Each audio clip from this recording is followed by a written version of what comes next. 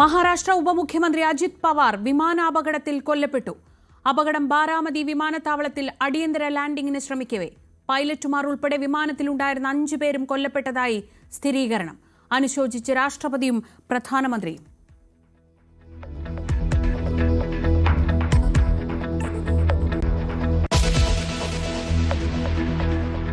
മൂന്നാം ബലാത്സംഗ കേസിൽ രാഹുൽ മാങ്കൂട്ടത്തിൽ MLAക്ക് ജാമ്യം.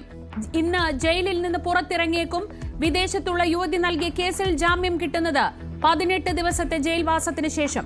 ആദ്യ കേസിലെ മുൻകൂർ ജാമ്യാപേക്ഷ ഇന്ന് ഹൈക്കോടതിയിൽ.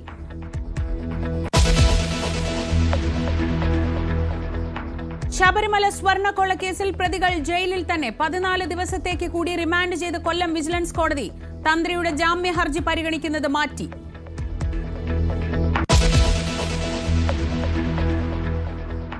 സംസ്ഥാനത്തിന്റെ ആഭ്യന്തര വളർച്ച കൂടിയെന്ന് സാമ്പത്തിക അവലോകന റിപ്പോർട്ട്. GSDP 6.19% തനത് നികുതി വരുമാനം 3.1% കൂടിയെന്നും സാമ്പത്തിക അവലോകന റിപ്പോർട്ട്. രണ്ടാം പിണറായി സർക്കാരിന്റെ അവസാന ബജറ്റ് നാളെ.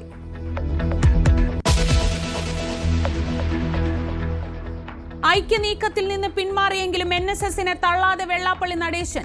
ഹിന്ദു ഐക്യം കാലഘട്ടത്തിന്റെ ആവശ്യം. സുകുമാരൻ നായർ മാന്യനും നിഷ്കളങ്കനും. തന്നെ മുസ്ലിം വിരോധിയാക്കി കത്തിച്ചു കളയാൻ ശ്രമമെന്നും വെള്ളാപ്പള്ളി.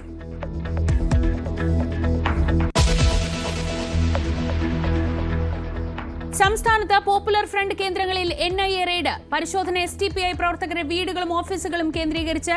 ചാവക്കാട്ടെ SDPI നേതാവ് ഹാമിസ് അബൂബക്കറിന്റെ വീട്ടിലും പരിശോധന.